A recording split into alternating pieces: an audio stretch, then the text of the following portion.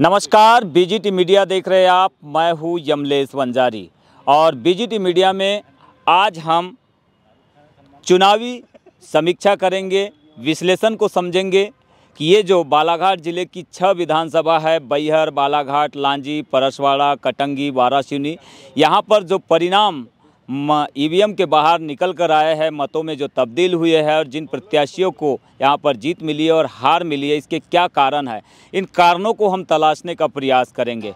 और इन कारणों को जानने के लिए, इन कारणों को समझने के लिए आज हमारे इस विशेष सेगमेंट में, पैनल में हमारे ही बिरादरी के पत्रकार साथी जुड़ेंगे, जिसमें इंडिया न्यूज़ के पत्रकार शौकत बिसाने जी यहाँ पर अभी पहुँच चुके हैं। बालाघाट शहर से ये पूरा कार्यक्रम आप देख रहे हैं।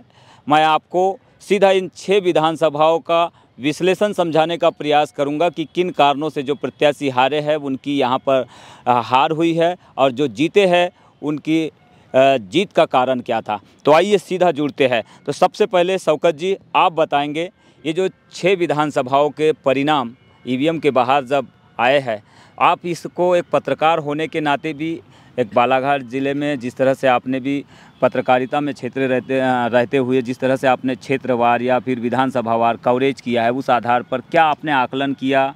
चुनाव के पहले का आपका क्या आकलन था जब वोटिंग नहीं हुई थी, जब वोट पड़े उसके बाद का क्या आकलन था, और अब जब परिणाम आ गए हैं तो इस परिणाम के बाद आपने किस तरह की समीक्षा की है? क्या आपने वैल्यूएशन किया है, क्या विश्लेषण किया है? सबसे पहले अमलेश भाई, बीजीटी मीडिया को मैं धन्यवाद कहूँगा कि आपने मुझे आपके स्टूडियो में बुलाया और चुनावी विश्लेषण को लेकर आपने मुझे मौका दिया है। चूँकि परिणाम आ चुके हैं, तो जो बालाघाट ज़िले में 6 विधानसभा है, जिसमें 4 कांग्रेस और 2 बीजेपी। तो आप सबसे पहले तो ये समझ लीजिए कि जो 6 विधानसभा है, इसमें नए चेहरे आए हैं 4 स्थान पर, और बाकी जो दूसरे स्थान है तो आप उसमें देखेंगे एक पुराना चेहरा रिपीट हुआ है। तो आप तो कह सकते हैं कि पहले तो मैं बात ये कहूँगा कि जो विधायकों के खिलाफ माहौल था कि इनके खिलाफ में मतदाताओं का रुझान उनके पक्ष में नहीं है। चाहे परसवाड़ा में आप जाते हैं, रामकिशोर कावरे आयुष मंत्री, लगातार उन्होंने वहाँ विकास काम किया, और चुनाव के पहले भी आप हमने सबने देखा कि कई सारे उन्होंने विकास कार्यों की सौगात दी।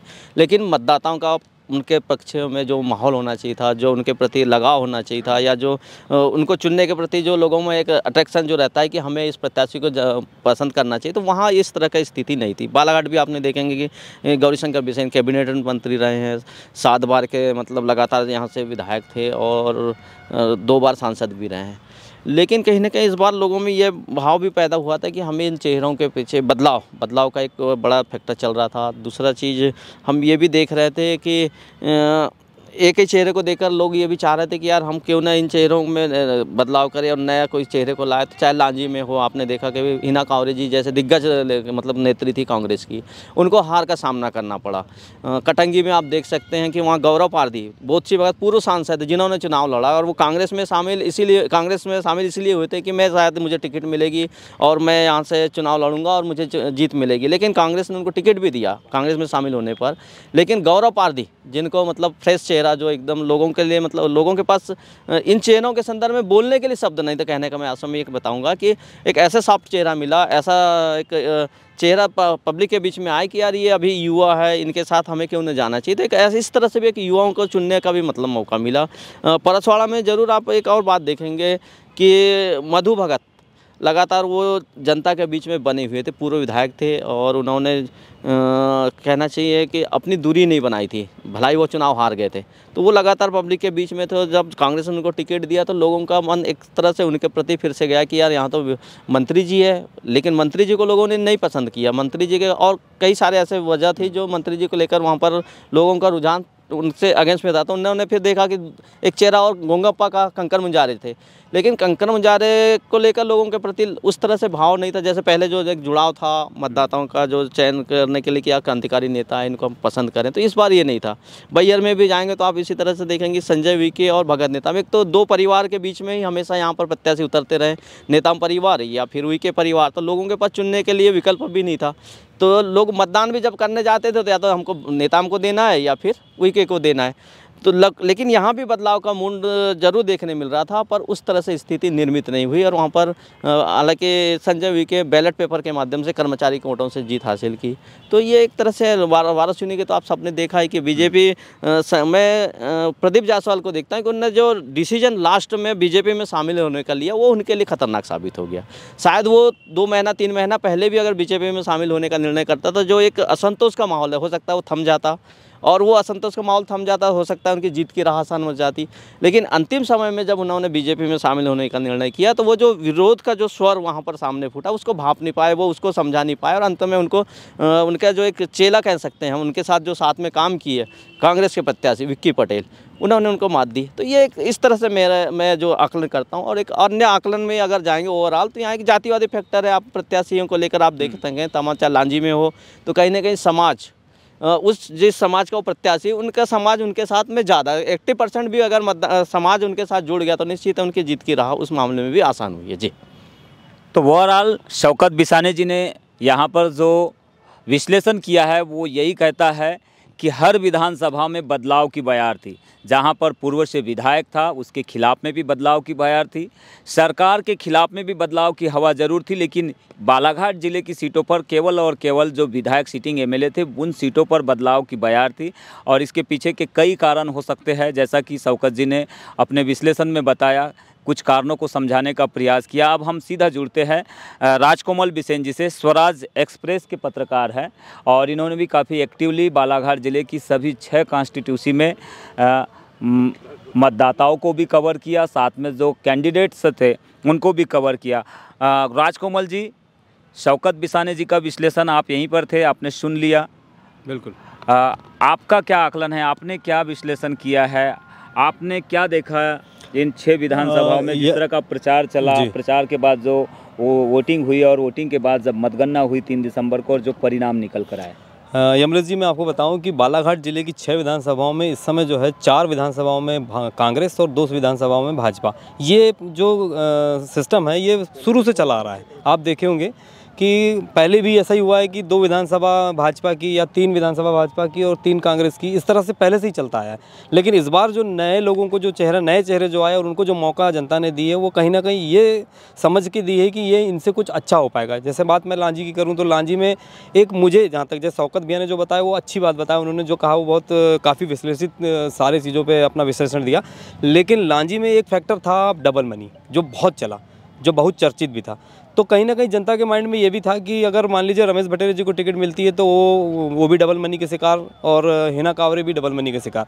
तो कुल मिला के एक नया चेहरा कराहे जी थे जो फ्रेश थे, उनके प्रति कोई ऐसा सरल स्वभाव के व्यक्ति हैं, इसलिए जनता ने मतलब कुल मिला के और ये कहना चाहूँगा कि कहीं भी कोई भी जनता किसी भी प्रकार की अराजकता बिल्कुल सहन नहीं करती। आप मानते हैं कि लांजी में जो है बीजेपी का चेहरा बदलना फायदेमंद हुआ? बिल्कुल, वहाँ चेहरा बदला गया और वो जो भाजपा ने जो निर्णय लिया वो बहुत सटीक निर्णय था उनके लिए। उनको पता था कि अगर कोई नए चेहरे को अगर हम टिकट देते हैं तो बाकायदा ये जीत कर आएंगे, और वो हुआ भी वही।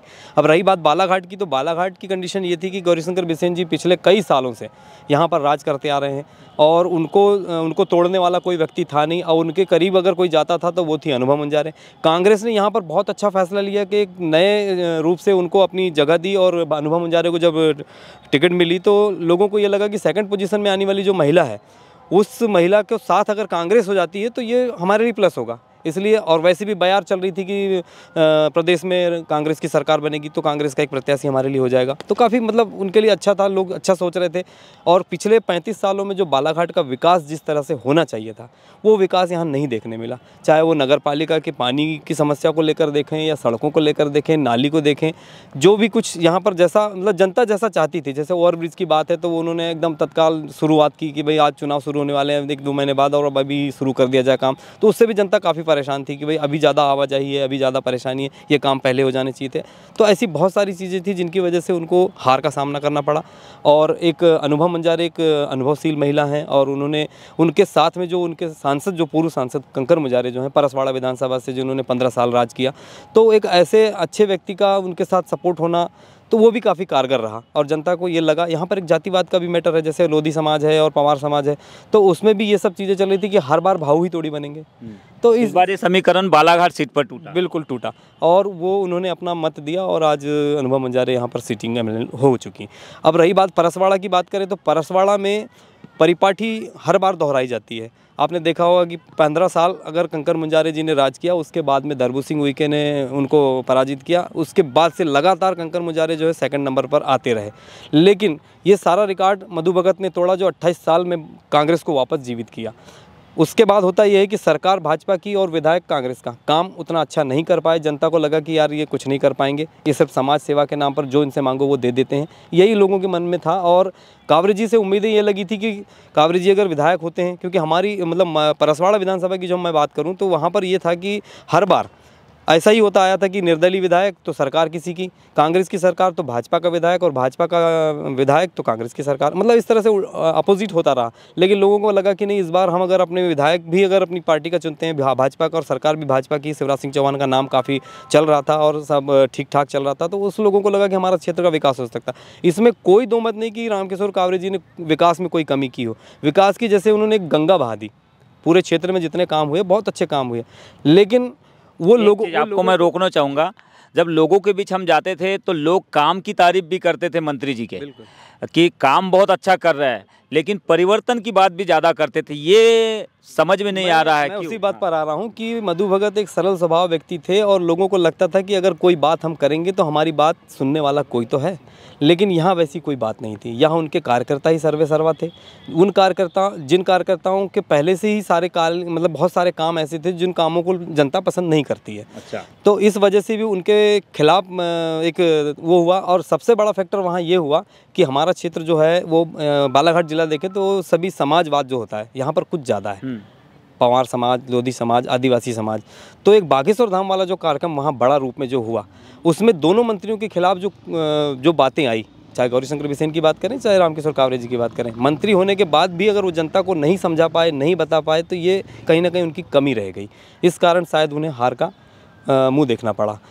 हालांकि जैसे अब बात करते हैं हम कटंगी की, तो कटंगी में हुआ ये था कि पहले आपने देखा था कि गौरव पारधी जो थे उनको शिवराज सिंह चौहान ने वापसी कराई थी कि भाई आप मत लड़ो और आप अपना टिकट वापस लो, या आप मतलब प्रतिनिधित्व में मत रहो, ताकि हम अपने भाजपा के प्रत्याशी को जिता सकें। शायद इसी मंशा से उनको उठाया गया था। तो वो एक सिंपैथी जुड़ी हुई थी कि इस बार अगर गौरव पारधी को कटंगी से टिकट मिल जाती है तो कटंगी से वो जीत जाएंगे, क्योंकि वाराणसी और कटंगी में बहुत ज़्यादा फासला नहीं है।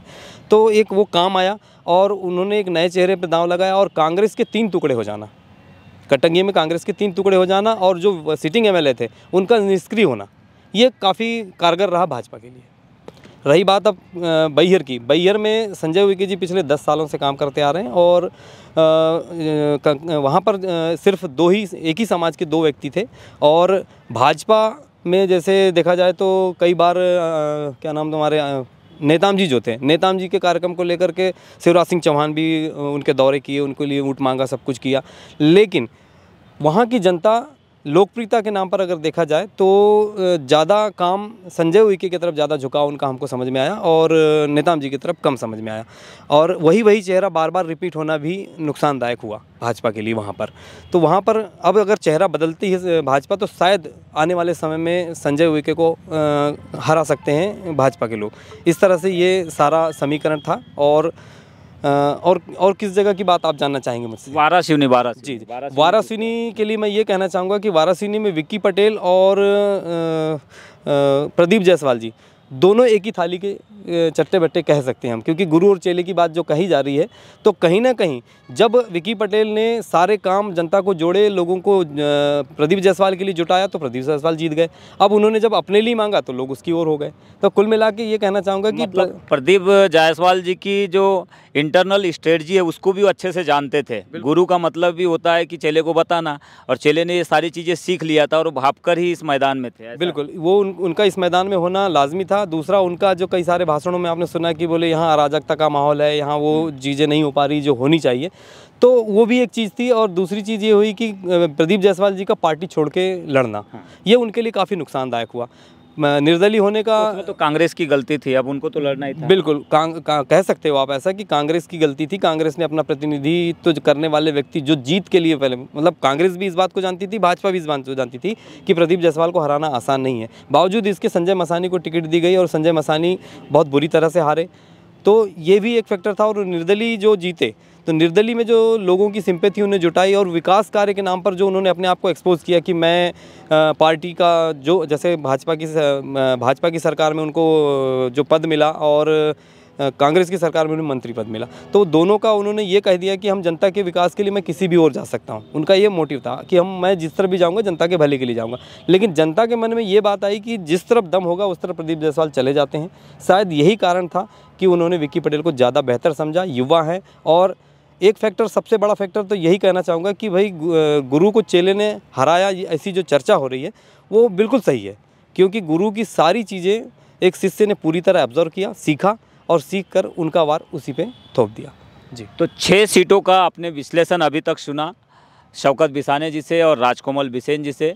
दोनों ही बालाघाट के जाने माने पत्रकार हैं और दोनों ने अपने अपने तरीके से 6 सीटों का जो है विश्लेषण किया है और काफ़ी अच्छा विश्लेषण किया है। ऐसा हम इसलिए कह सकते हैं क्योंकि उन्होंने काफ़ी बारीकी से सोच समझकर जिस तरह का नतीजा आया है, परिणाम आया है, उसके आधार पर और उसके पहले की जो स्ट्रेटजी होती है किसी भी पार्टी की और उम्मीदवार की, उस स्ट्रेटजी के तहत ही उन्होंने इसको सारी चीज़ों को समझकर, भांपकर अपनी ग्राउंड रिपोर्टिंग के माध्यम से या फिर अपनी रिपोर्टिंग के माध्यम से जो कुछ उन्हें समझ में आया उसको यहाँ पर विश्लेषण करते हुए ये बताने का प्रयास किया है कि बालाघाट में जो सिटिंग एमएलए थे उनके खिलाफ एंटी इनकम्बेंसी तो थी ही, साथ में उनके कुछ कार्य और उनके व्यक्तिगत स्वभाव को लेकर भी लोगों में नाराज़गी थी, जिसके चलते 4 सीटों पर जो है वो बड़ा बदलाव देखने मिला और 2 सीटों पर जो है एक तो नए चेहरे की वजह से मिला और एक सीट हम कह सकते हैं जो बैहर की, जिसमें बदलाव नहीं हो पाया। लेकिन एंटी इनकम्बेंसी यहाँ पर भी प्रॉपर ढंग से देखने मिली है। यहाँ पर भले ही वो बहुत ही कम मार्जिन से जीत गए, 551 वोटों से, बैलेट से प्राप्त वोटों से जीत गए, लेकिन एंटी इनकम्बेंसी यहाँ पर भी उनके खिलाफ में देखने मिली। तो कहीं ना कहीं इस चुनाव समीक्षा और विश्लेषण का सारांश यही है, लब्बो-लुआब यही है कि जो भी विधायक अगर बन गया है एक बार जनता के बीच, अगर वो बना हुआ है 5 साल, तो उन्हें कड़ी मेहनत करना ही होगा, अपने कार्यों से लोगों को आकर्षित करना ही होगा। कार्यों से आकर्षित करने के साथ अपने व्यवहार में भी उनके प्रति जो है, अपने व्यवहार में भी उनको बदलाव लाना पड़ेगा। अगर व्यवहार उनका कहीं ना कहीं बदल जाता है, लोगों के आकर्षण का केंद्र नहीं रहता है, तो इसका भी एक बड़ा खामियाजा उन्हें भुगतना पड़ सकता है। यही सारी चीज़ें इस चुनाव परिणाम के बाद 6 सीटों पर समझ में आई है। लांजी की अगर हम बात करें तो ज़रूर यहाँ पे एंटी इनकम्बेंसी के साथ में एक बड़ा फैक्टर यहाँ पर था, वो था डबल मनी। और डबल मनी का प्रभाव जो लांजी के आसपास वाले क्षेत्रों में था, डबल मनी के प्रभाव के बावजूद यहाँ पे जो कांग्रेस की सिटिंग एमएलए थी 2 बार की, उन्होंने काफ़ी यहाँ पर रिकवर करने की कोशिश की, सारी चीज़ें कोशिश की। लेकिन बीजेपी ने यहाँ पे जो हम कह सकते हैं कि 50 दिन 60 दिन पहले अपने कैंडिडेट को मैदान में उतारा पहली लिस्ट में और एक नया चेहरे को यहाँ पे उम्मीदवार बनाकर घोषित किया, उसकी वजह से उन्हें फ़ायदा मिला, क्योंकि उनके स्वभाव की वजह से, उनके कार्यों से पहले ही लोग भली भांति वाकिफ़ थे, क्योंकि वो जिला पंचायत सदस्य होने के साथ ही जनपद अध्यक्ष भी रहे हैं। तो इस तरह से उन्हें जो लांजी का मेन जो क्षेत्र होता है, जो बड़ा क्षेत्र है, वहाँ से प्रॉपर ढंग से उन्हें लीड मिली और इसी लीड की वजह से वो इस चुनाव में जीतने में सफल हो गए। हालांकि मार्जिन उनकी भी ज़्यादा बड़ी नहीं थी, फिर भी 2773 वोटों की मार्जिन हो या फिर 1 वोट की मार्जिन हो, जीत तो जीत होती है और यही उनके लिए प्लस पॉइंट हुई। तो ये था हमारा बालाघाट की 6 विधानसभा सीटों पर विश्लेषण और समीक्षा।